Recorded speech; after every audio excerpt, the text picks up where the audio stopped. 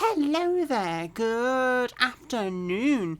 It is Saturday afternoon and I didn't do a reading yesterday because I was just tired. So I am going to be reading what I missed out on yesterday. So today is day 130 of reading the Bible in a year. Day 130. And I've got the washing machine on at the same time as well, so excuse the extra noise. If it gets too loud, that's alright. I've got about half an hour left on it. Anyway, today is day 130 of reading the Bible in a year, and it is the first reading of 3 today, and I am starting with 1 Kings chapter 9. Ready? God's second appearance to Solomon.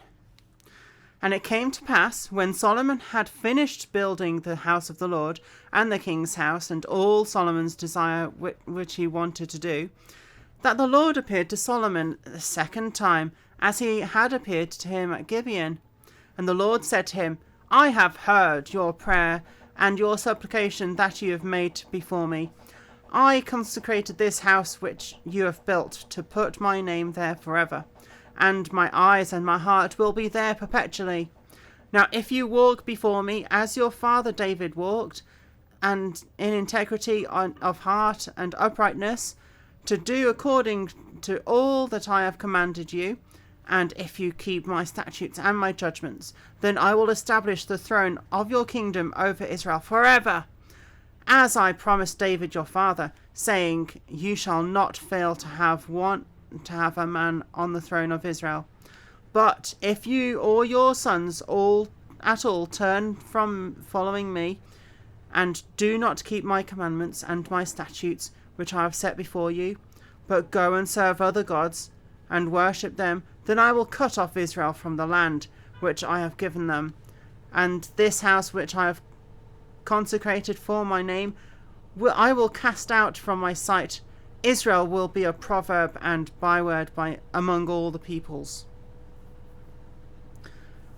As far as this house which is exalted, everyone who passes by it will be astonished and will hiss and say, why has the Lord done this to this land and to this house? And they will answer, because they forsook the Lord their God, who brought their fathers out of the land of Egypt, and have embraced other gods and worshipped them and served them. Therefore the God has brought all this calamity on them. Solomon and Hiram exchange gifts. Now it happened at the end of the 20 years, when Solomon had built the 2 houses, 20 years, the house of the Lord and the king's house. Hiram the king of Tyre had supplied Solomon with cedar and cypress and gold, as much as he desired. That King Solomon then gave Hiram 20 cities in the land of Galilee. Oh. Then Hiram went from Tyre to see the cities which Solomon had given him, but they did not please him. Oh no.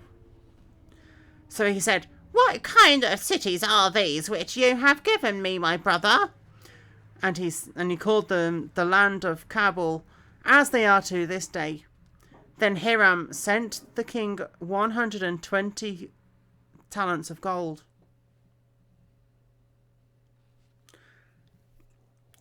So Hiram was not pleased with the cities and then gave Solomon more gold? That doesn't quite add up. Solomon's additional achievements.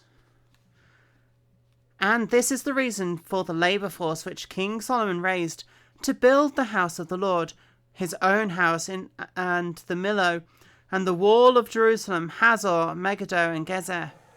Pharaoh, king of Egypt, had gone up and taken Gezer and burned it with fire, and had killed all the Canaanites who dwelt in the city, and had given it as a dowry to his daughter, Solomon's wife.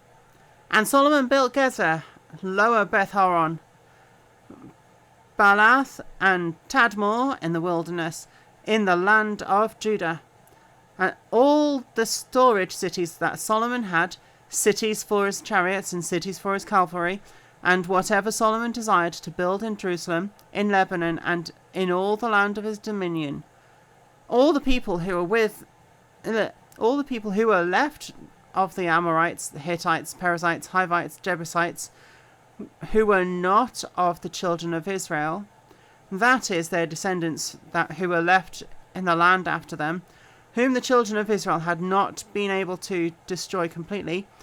From these Solomon raised forced labour, as it is to this day. But of the children of Israel Solomon made no forced labourers, because they were men of war, and his servants, his officers, his captains, commanders of his chariots, and his cavalry.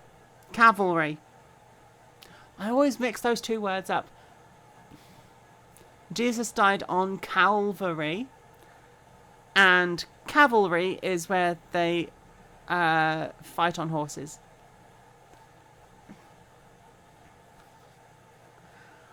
Others were chiefs of the officials who were over Solomon's work, 550 who ruled over the people who did the work. But Pharaoh's daughter came up from the city of David to her house which Solomon had built for her. Then he built the Millo. Now 3 times a year Solomon offered burnt offerings and peace offerings on the altar which he had built for the Lord, and he burnt incense on them on the altar that was before the Lord. So he finished the temple. King Solomon also built a fleet of ships at Ezion-Geber, which is near Elath, on the shore of the Red Sea, in the land of Edom. Then Hiram sent his servants with the fleet, seamen who knew the sea, to work with the servants of Solomon, and they went to Ophir and acquired 420 talents of gold from there, and brought it to King Solomon.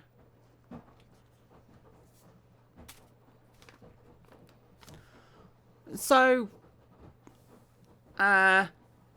in British history and possibly most of mainland Europe, kings and queens had separate bedrooms in the same castle. Solomon built a separate house for his wife. Interesting. Right. That was that for that reading.